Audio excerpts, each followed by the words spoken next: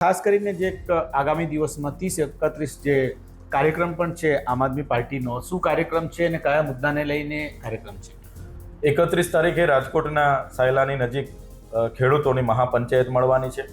એમાં ગુજરાત સરકાર MSP જે ટેકાના ભાવો જાહેર કરે એ જ પ્રમાણે તમામ માર્કેટ યાર્ડોમાં ખરીદી કરે એની એક માંગણી છે.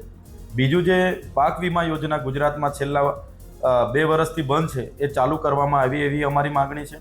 જે પણ આ માવઠાથી અને કમોસમી વરસાદથી નુકસાન થયું છે એનું ખેડૂતોને તાત્કાલિક અસરથી સર્વે કરી એનું યોગ્ય વળતર મળે એ પણ અમારી માંગણી છે.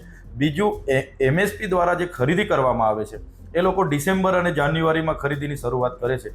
એની જગ્યાએ આ 1 નવેમ્બરથી ખરીદી માર્કેટ યાર્ડોમાં ચાલુ થઈ જાય એવી અમારી માંગણી છે. અને સરકાર એ બાબતે એ દિશામાં નિર્ણય નહીં લેશે તો આવનારા દિવસોમાં અમે પોતે પણ APMCઓમાં જઈશું, ત્યાં અમારા નંબર જાહેર કરીશું અને APMCઓમાં વેપારીઓ ખરીદી કરે અને બહારના જે હાટડીઓ ચલાવવાવાળા છે, ઘરે ખરીદી કરવાવાળા છે, જે ખેડૂતોનું જગતના તાતનું શોષણ કરે છે એ અટકે એવા અમે આવનારા દિવસોમાં પ્રયાસો પણ કરવાના છે.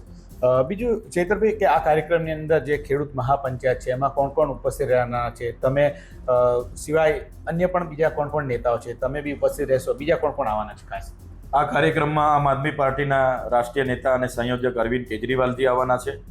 પંજાબના મુખ્યમંત્રી ભગવત માનજી પણ ઉપસ્થિત રહેવાના છે. સાથે સાથે ગુજરાતના અમે તમામ ધારાસભ્ય, સંગઠનના તમામ લોકો અને 54 લાખ ખેડૂતોને અમે આમંત્રિત કર્યા છે.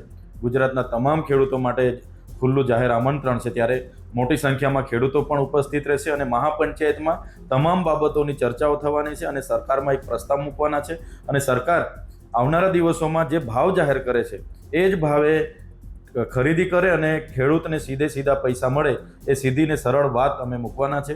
ત્યારે અમને અપેક્ષા છે કે 31મી ઓક્ટોબરના રોજ જે ખેડૂત મહાપંચાયત મળનાર છે એમાં મોટી સંખ્યામાં ખેડૂતો પધારશે એવી અમને પૂરેપૂરી અપેક્ષાઓ પણ છે.